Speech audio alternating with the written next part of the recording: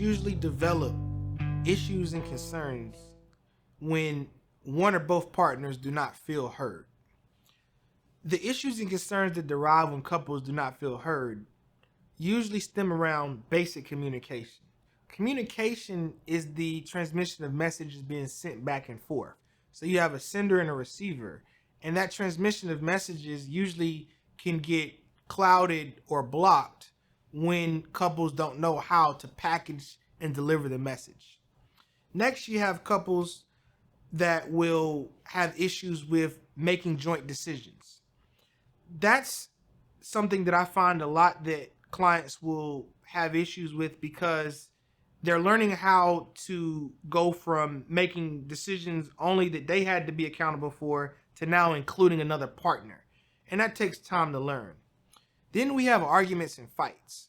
Arguments and fights can be viewed as a positive thing when they're used to assist with teaching your partner how you feel and what you would like them to do or what you need from them.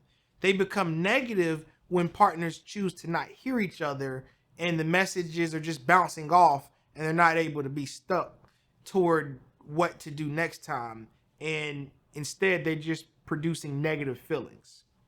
You then have couples that have issues with sustaining intimacy and connection.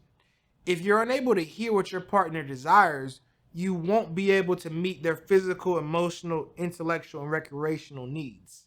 So that's why being able to hear your partner is so critical in learning what you need and what they need in order to feel connected to you.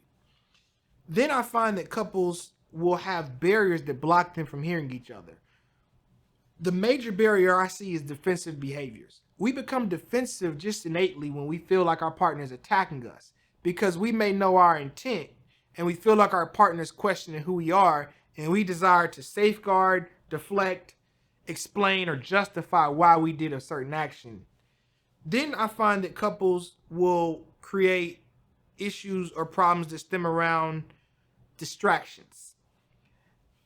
There are a lot of different things nowadays that can pull you apart from connecting with your partner. And they necessarily don't have to be bad things.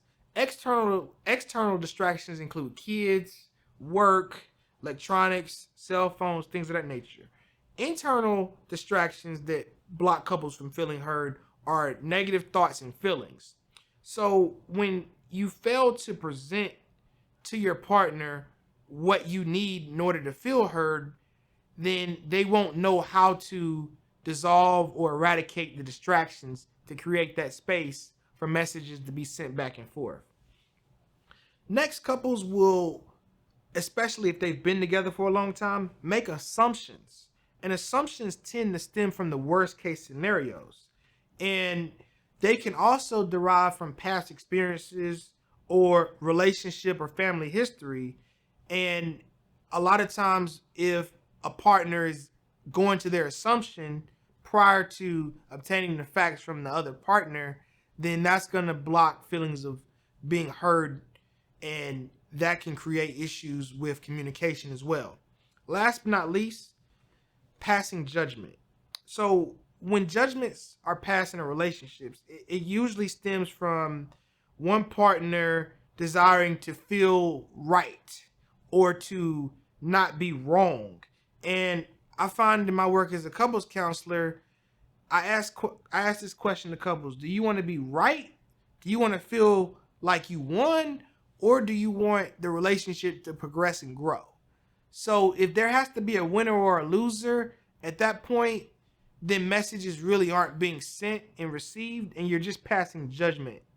So in order to ensure that you're hearing your partner and they're able to hear you, it has to be ongoing work.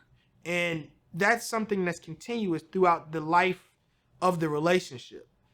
I usually refer to couples the Making Their Voice Count relationship counseling course because it gives you and your partner tools, activities, and interventions that you can apply every day in order to ensure you both feel heard.